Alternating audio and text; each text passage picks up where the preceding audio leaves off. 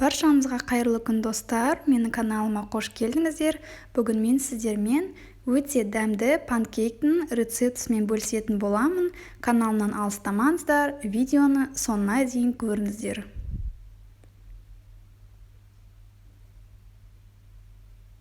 Ең алдымен мен 2 жұмыртқаны жарып аламын.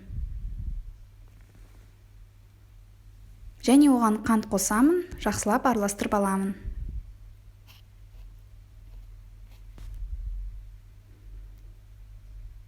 Жылы сүт қосамын, араластырып аламын.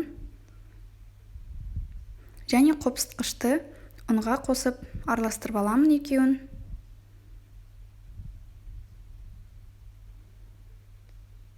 Енді ұнды кішкене-кішкенеден қосып отырып, еліктен өткізіп қосып отырамыз, осылай араластырып аламыз. Бірден ұнның барлығын қосуға болмайды, сондықтан кішкене-кішкене бөліктерге бөліп, жақсылап тұрып араластырамыз.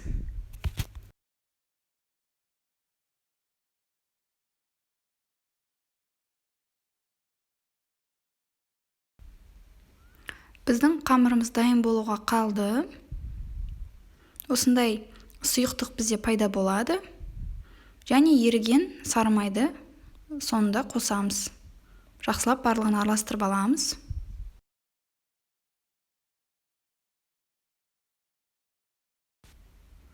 Міне бізде осындай сұйықтық пайда болады. Өте қатты қою да, өте қатты сұйық та болмау керек.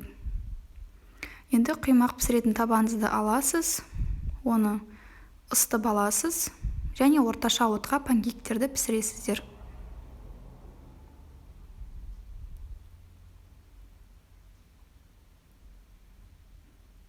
Құймақ пісіргендей екі жағын пісіріп аласыздар.